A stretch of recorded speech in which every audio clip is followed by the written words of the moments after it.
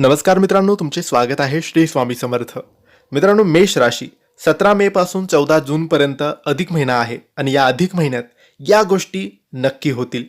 नक्की जाणून घ्या तुमचं राशी भविष्य, मेष राशीचं राशी भविष्य.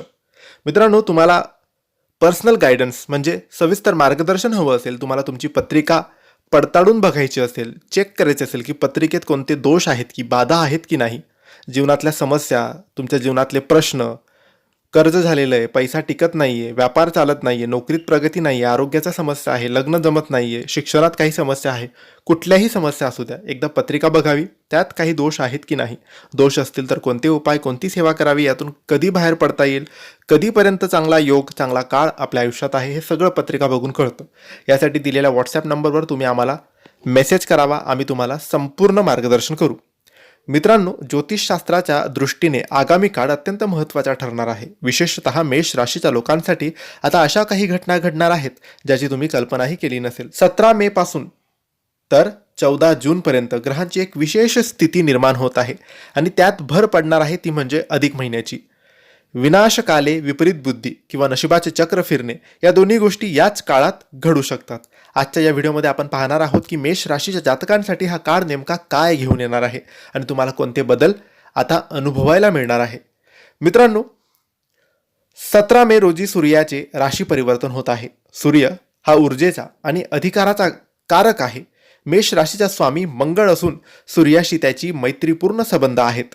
जर तुमची कामे बऱ्याच काळापासून रखडली असतील तर 17 मे नंतर त्याला वेग येईल. तुमच्या आत्मविश्वासात मोठी वाढ झालेली तुम्हाला दिसून येईल. समाजात मान सन्मान तुमचा वाढू शकतो. मित्रांनो, 14 जून पर्यंत मंगळ आणि सूर्याची स्थिती तुम्हाला थोडी आक्रमक बनवू शकते, त्यामुळे रागावर नियंत्रण ठेवणं खूप गरजेचं आहे. मित्रांनो, आता वळू या सर्वात महत्त्वाच्या मुद्द्याकडे, तो म्हणजे अधिक महिना. अधिक महिना हा भगवान विष्णूचा महिना मानला जातो, ज्याला आपण पुरुषोत्तम मास असेही म्हणतात. मेष राशीसाठी हा काळ आत्मचिंतनाचा आहे. या काळात तुमचे जुने प्रश्न सुटण्यास सुरुवात होतील. अधिक महिन्यात दान धर्माला मोठे महत्त्व आहे. मेष राशीच्या लोकांनी या काळात गुंतवणूक करताना विचारपूर्वक गुंतवणूक करावी. अचानक धनलाभाचे योग येतील, पण खर्च सुद्धा तुमचे खूप वाढू शकतात. घरातील ज्येष्ठ व्यक्तींसोबतचे संबंध सुधारतील.